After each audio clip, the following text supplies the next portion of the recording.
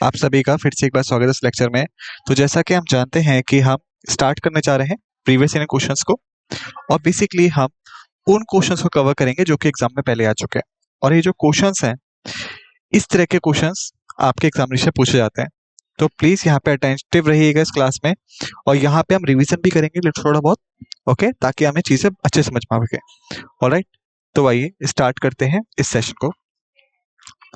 तो जैसा मैंने आपको बताया कि ये प्रीवियस ईयर क्वेश्चंस है जो कि पहले ही आपके एग्जामिनेशन में आ चुके हैं। ओके, तो आज हम पढ़ने वाले हैं 15 क्वेश्चंस को स्टार्टिंग में। ओके, क्योंकि हम यहाँ पे दो चीजें सीखेंगे।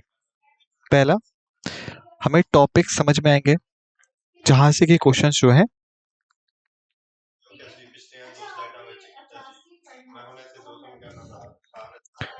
डायरेक्टली पूछे जाते हैं। ऑलराइट, सेकंड, हम रिवाइज करेंगे अपने टॉपिक्स को। और जो थर्ड और सबसे इंपॉर्टेंट पॉइंट है कि कुछ क्वेश्चंस जो है वो नए होंगे, ओके, लेकिन हमें न्यू लर्निंग। तो जब भी आप जाएंगे प्रीवियस क्वेश्चंस में, तो ये तीन एस्पेक्ट आपके पास होते हैं।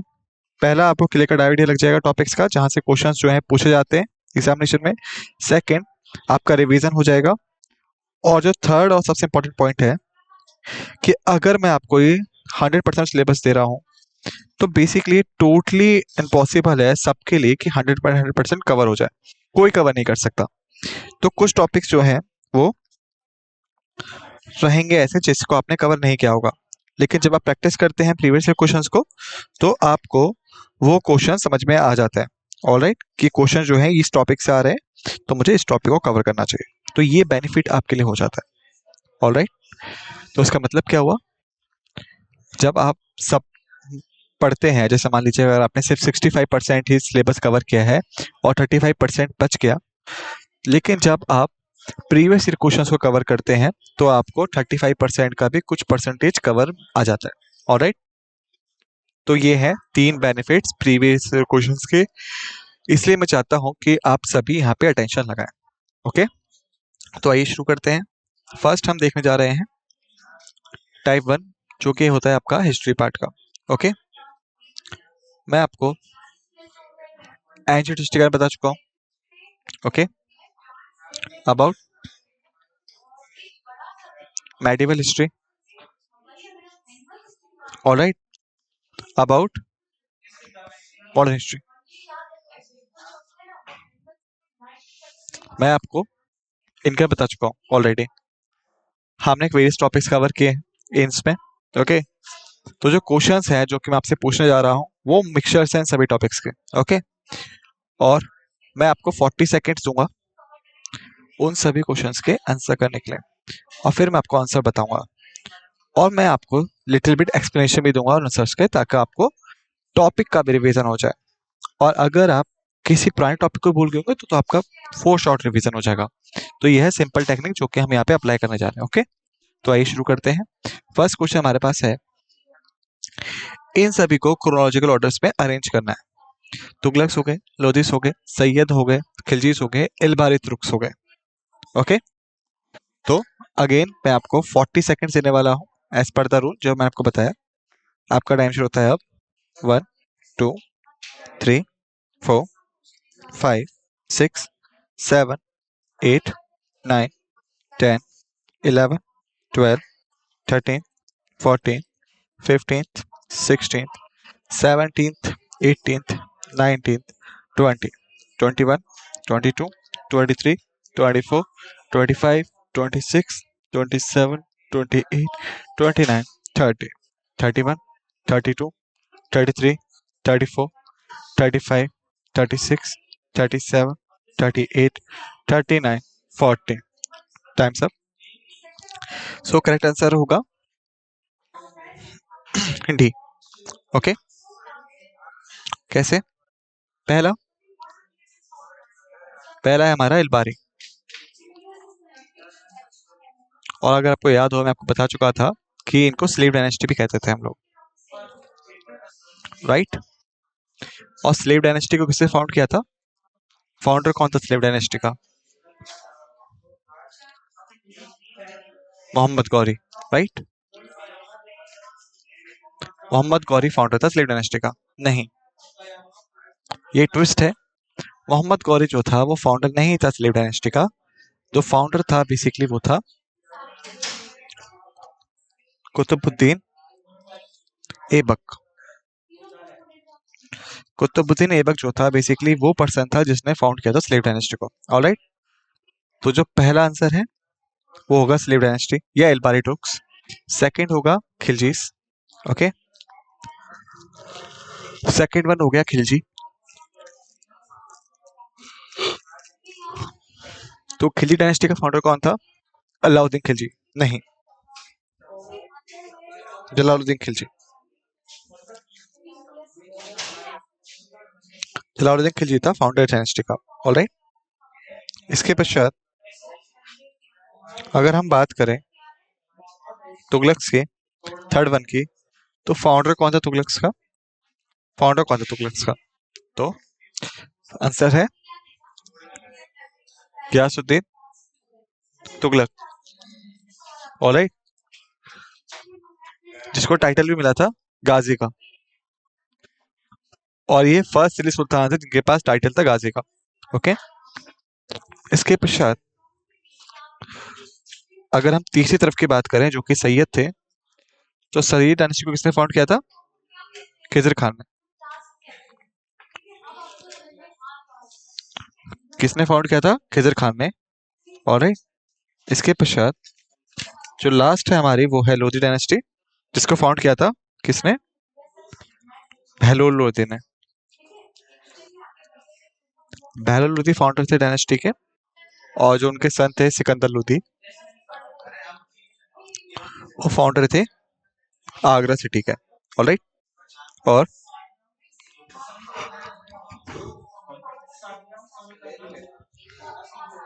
जो सिकंदर लोधी का बेटा था इब्राहिम लोधी, ओके, उसको किसने हराया था? बाबर ने हराया था। किस बैटल में? फर्स्ट बैटल ऑफ पानीपत में, जो कि हुआ था किस ईयर में? 1326 में। तो ये था correct chronological order. Alright, first Ilbaris हो गए, जिनको हम स्लेव डायनेस्टी के तौर पे भी जानते हैं। इसके पश्चात हमारे पास आई Khilji dynasty. Okay, Khilji dynasty. Alright, फिर आई तुगलक डायनेस्टी, फिर आई सैयद डायनेस्टी, और लास्ट है हमारी लोधी डायनेस्टी। ओके, तो ये है फ्लो चार्ट। ओके, अगर आप चाहते हैं तो इसको आप बना सकते हैं, अगर आप नहीं चाहते तो इट्स ओके। आपको मैं बता चुका हूँ पहला आंसर क्या होगा। चलिए आगे चलते हैं। तो अब सेकंड क्वेश्चन है, और ये है न्यू टॉपिक बेसिकली। तो क्वेश्चन है कि फाउंडर कौन था सर्वेंट्स ऑफ इंडियन सोसाइटी का? मैं फिर से आपको 40 सेकेंड्स दूंगा as per the rule. Time शुरू होता है अब। 1 2 3 4 5 6 7 8 9 10 11 12 13 14 15 16 17 18 19 20 21 22 23 24 25 26 27 28 29 30 31 32 33 34 35 36 37 38 39 40। Times up. करेक्ट आंसर हो गया इसका ए, जीके गोखले। ओके, तो जीके गोखले थे, वो थे पर्सन जिसने फाउंड किया था सर्वेंट्स ऑफ इंडियन सोसाइटी को। किस साल में? 1905 में। तो बेसिकली ये फाउंड की गई थी ट्रेन करने के लिए यूथ को या फिर आप कहें नई जनरेशन को, जो बिलोंग करते थे कई सारी कम्युनिटीज से, फॉर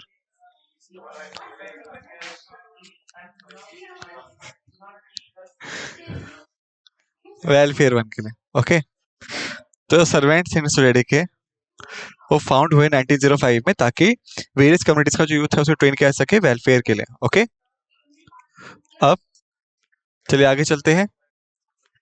हमारे पास है फिर से एक और क्वेश्चन जो कि बिलोंग करता है नए सेक्शन से।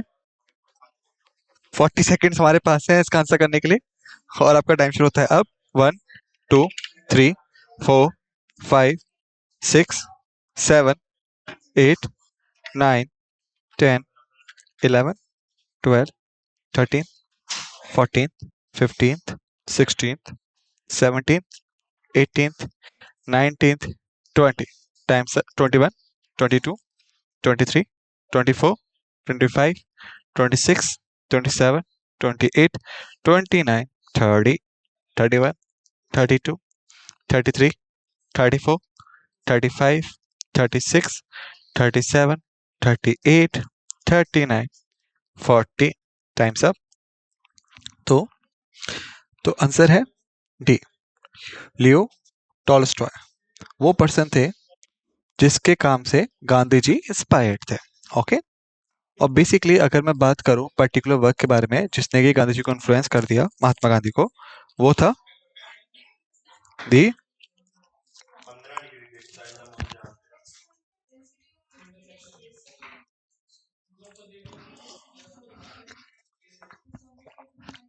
वो था the kingdom of God is with in you. Alright, तो ये था काम लियो टॉलस्टॉय का जिसने गांधी जी को इन्फ्लुएंस कर दिया। ऑलराइट, तो इसको लिख लीजिएगा। बुक का नाम क्या था? The kingdom of God is with in you. Alright, चलिए आगे चलते हैं। अब फिर से हमारे पास क्वेश्चन है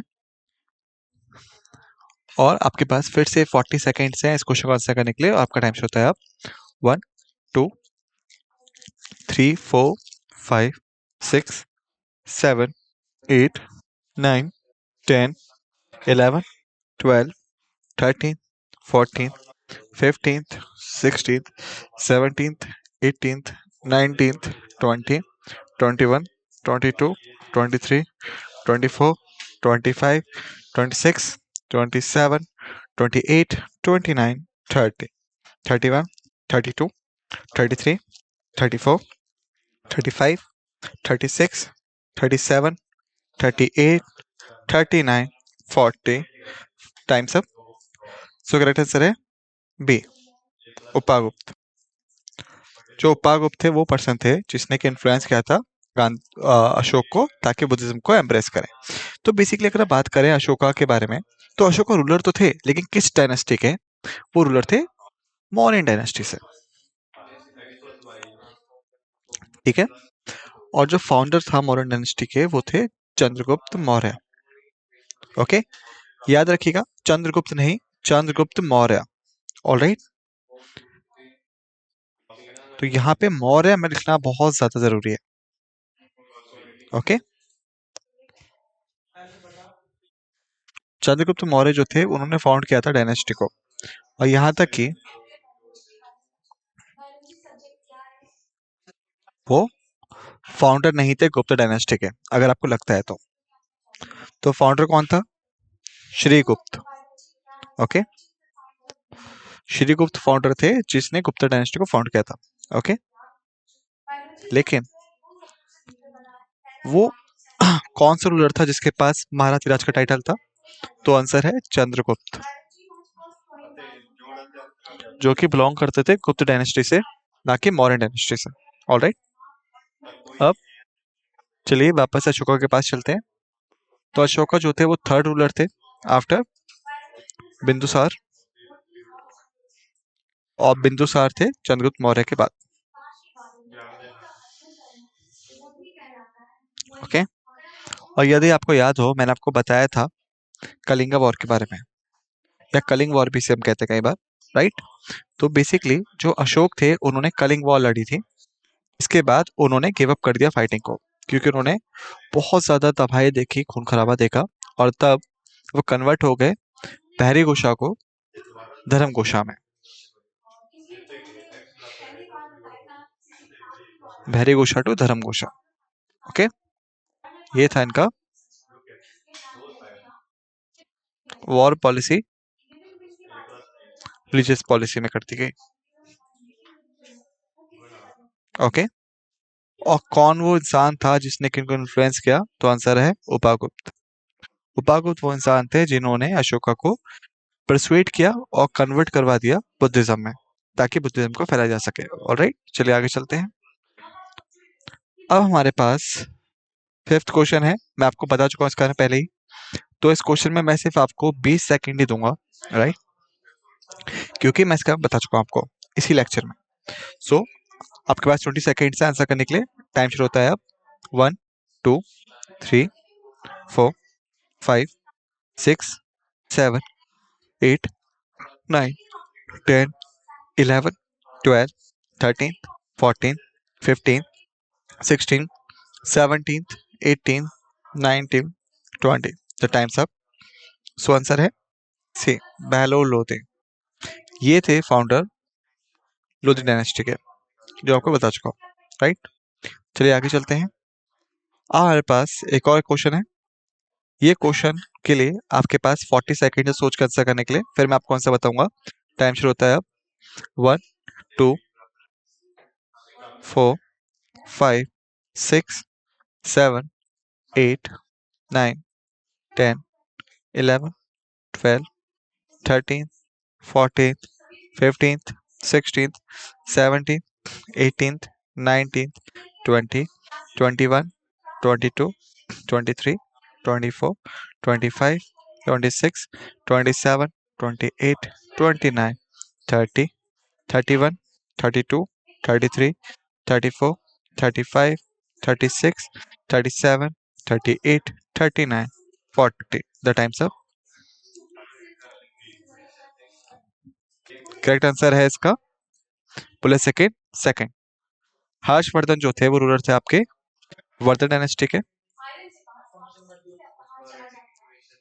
ओके, ऑल राइट। और इन्होंने किताबें लिखी जैसे कि रत्नावली होगी आपकी,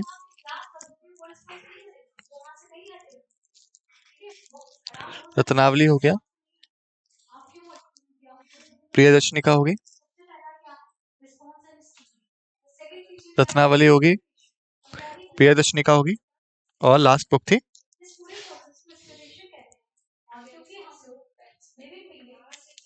नागानंद, राइट। तो हर्षवर्धन जो थे वो थे आपके वर्धन डायनेस्टी रूलर, और पुलसिकन आपके रूलर थे चालुक्य डायनेस्टी के। आपको इसका बता चुका हूँ। और ये जो बैटल था ये लड़ा गया था नर्मदा नदी के किनारे। ओके, इसमें हर्षवर्धन जो थे वो हार गए थे, राइट। चलिए आगे चलते हैं। ये एक और क्वेश्चन है हमारे लिए, और इसके लिए मैं आपको सिर्फ और सिर्फ 40 सेकेंड दूंगा। टाइम शुरू होता है अब।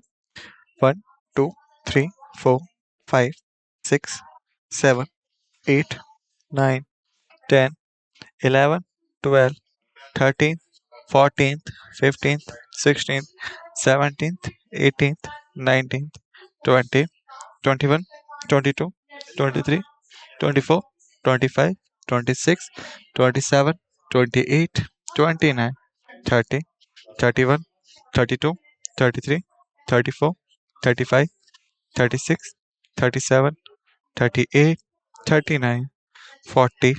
Times up. करेक्ट आंसर है इसका सी। ओके, सो बेसिकली क्या होता है, जो अकबर है उसको कंसिडर किया जाता है इलिटरेट के तौर पे, क्योंकि वो सिर्फ और सिर्फ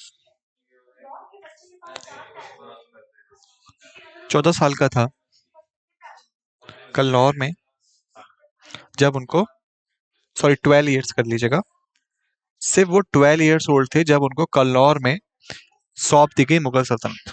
ओके, तो बेसिकली वो बहुत ज्यादा जवान थे उस टाइम पे, बच्चा भी आप कह सकते हैं, तो पढ़ने का उन्हें टाइम नहीं मिल पाया, तो इसलिए उन्हें इलिटरेट कंसिडर किया जाता है। ओके, लेकिन ऐसा नहीं था, क्योंकि वो खुद से नहीं पढ़ सकते थे, और ना ही खुद से लिख सकते थे, लेकिन वो उन्होंने क्या करा, उन्होंने किताबों को सुनना शुरू कर दिया। ओके, वो खुद से लिख नहीं सकते थे, पढ़ नहीं सकते थे, लेकिन उन्होंने उन लोगों को अपॉइंट किया जो कि बुक को पढ़ सकते थे उनके लिए, ताकि वो बुक को सुन सकें। तो लिटरली वो इलिटरेट नहीं थे, लेकिन हम लोग कंसिडर करते हैं, और रीजन मैं आपको बता चुका हूँ। ओके, चलिए आगे चलते हैं। 8th क्वेश्चन हमारे पास है कि कौन सा गवर्नर जनरल है वो एसोसिएटेड है डॉक्ट्रिन ऑफ लैप्स के साथ में। मैं आपको कई बार बता चुका हूँ इसके बारे में प्रीवियस लेक्चर्स में, तो मैं चाहता हूँ कि आप सभी इसका राइट आंसर दें। टाइम शुरू होता है अब, 30 सेकेंड्स आपके पास इसके लिए।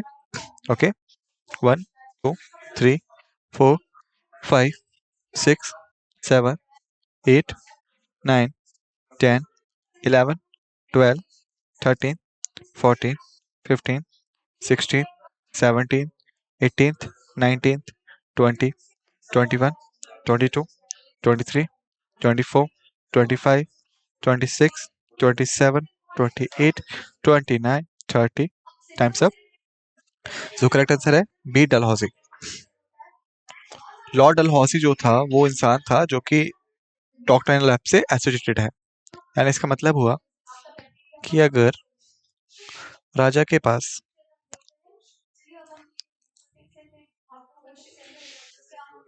खुद का कोई नेचुरल हायर नहीं है, तो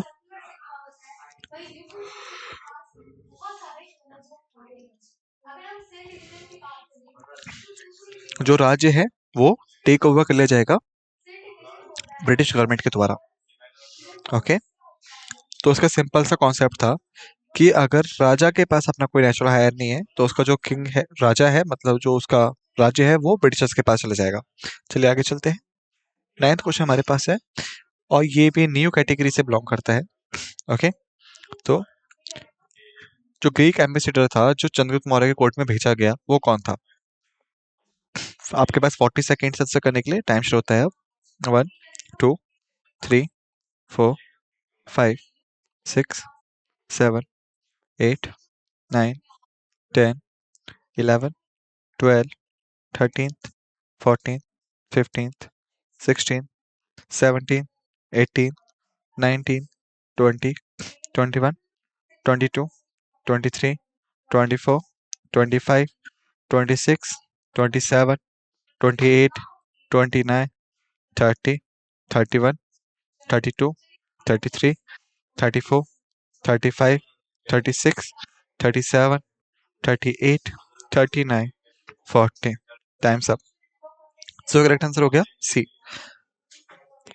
सो जो मगस्थनीस था वो पर्सन था जो कि कोर्ट ऑफ चंद्रगुप्त मौर्य में भेजा गया था सेल्यूकस निकेटर द्वारा। ये था इस टाइम पे ग्रीक रूलर। ओके, तो ये था ग्रीक रूलर। और आप कह सकते हैं कि जो हिंदू कश माउंटेन था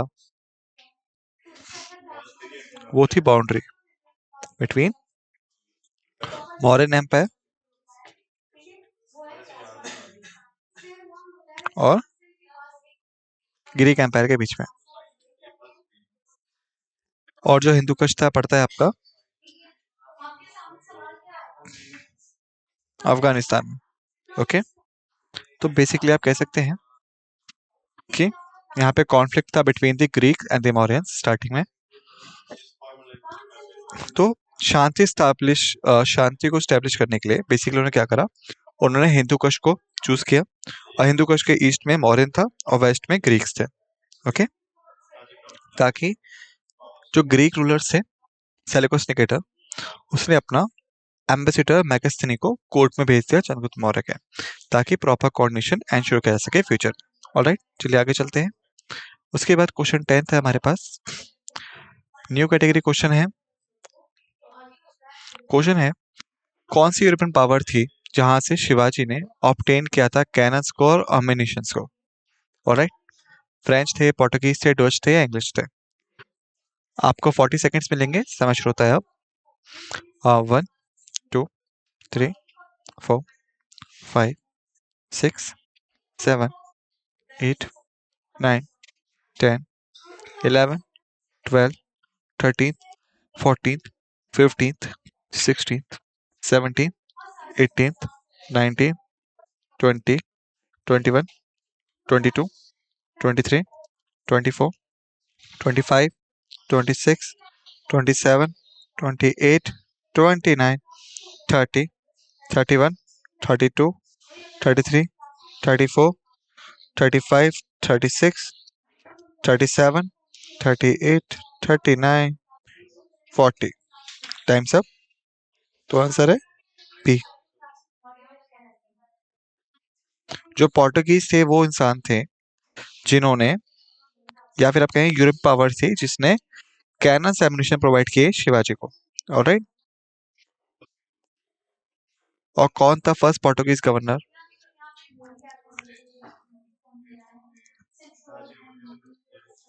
कौन था first Portuguese governor?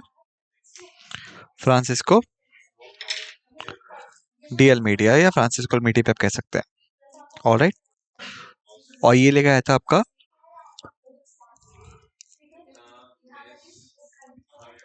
Blue water policy को। पॉलिसी क्या थी कि ब्लू वाटर पॉलिसी के अकॉर्डिंग उन्होंने इंश्योर किया कि पोर्टुगीज के अलावा कोई भी और यूरोपियन पावर इंडियन कोस्ट तक ना पहुंच पाए। तो जो उनकी नेवी थी वो यहाँ पे ब्लॉक कर देती थी एक्सेस को, ताकि कोई भी और यूरोपियन कंट्रीज इजिली इंडिया तक ना पहुंच पाए, ताकि वो अपनी मोनोपोली स्टैब्लिश कर लें पोर्टुगीज जो थे। तो ये था इनका ब्लू वाटर पॉलिसी। ऑलराइट। अब सेकंड गवर्नर कौन था इनका? वो था अल्फांसो अल्बुक्यूरे।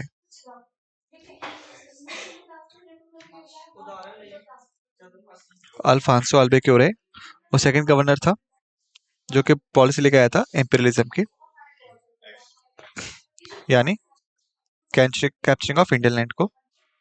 और इनो डे कोना था,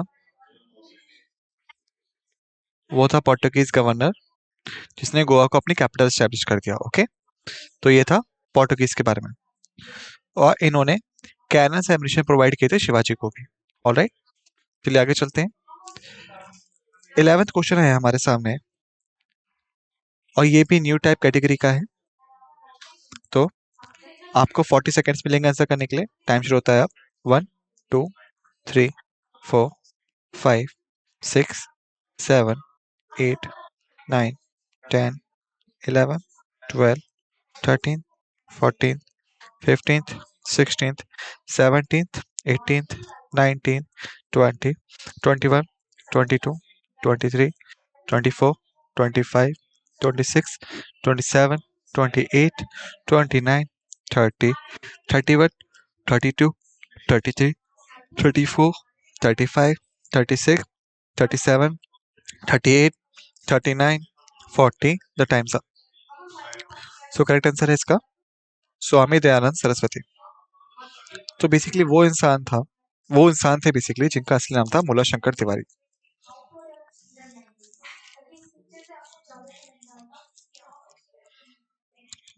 और ये नाम था मुला शंकर तिवारी।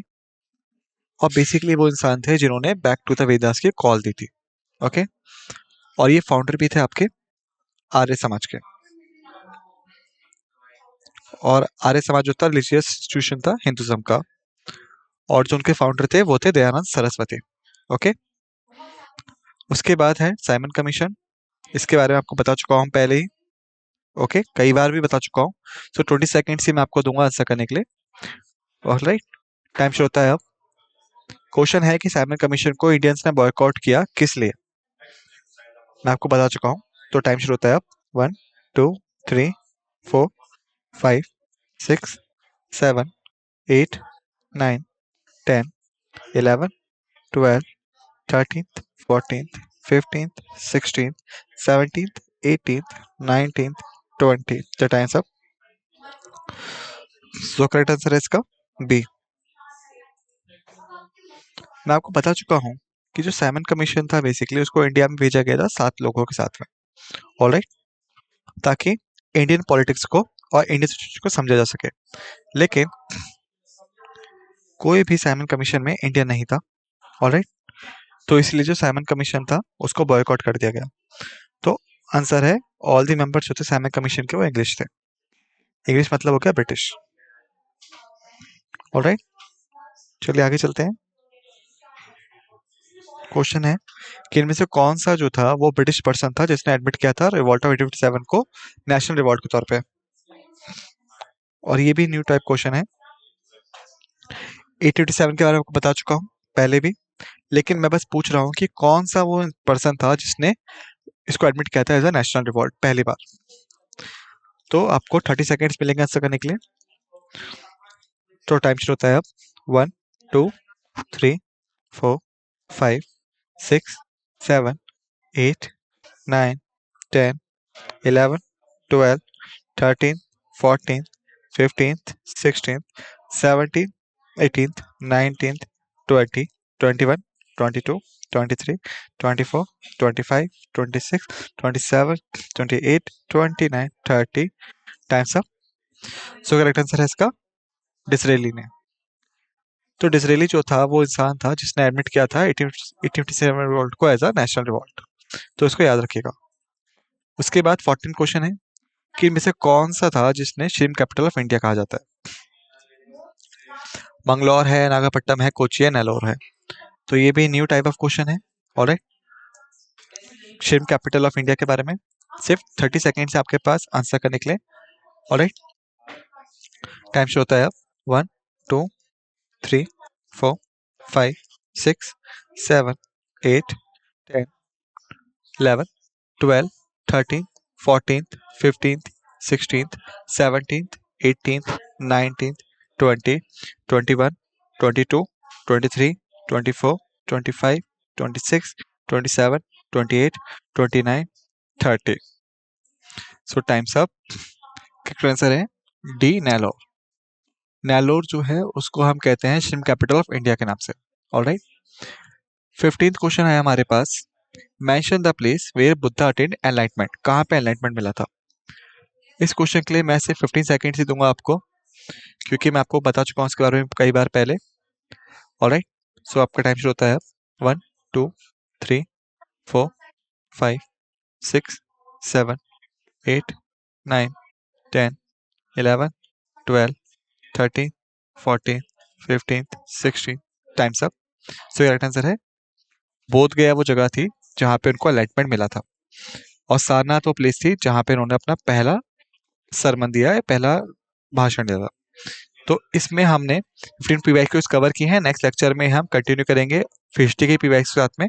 तब तक सभी फैक्ट्स एंड फिगर्स को आप रिवाइज कर लीजिएगा जो हमने डिस्कस किए हैं, और रेडी रहेगा नेक्स्ट लेक्चर के लिए। ऑलराइट, इसी के साथ समाप्त करते हैं। धन्यवाद।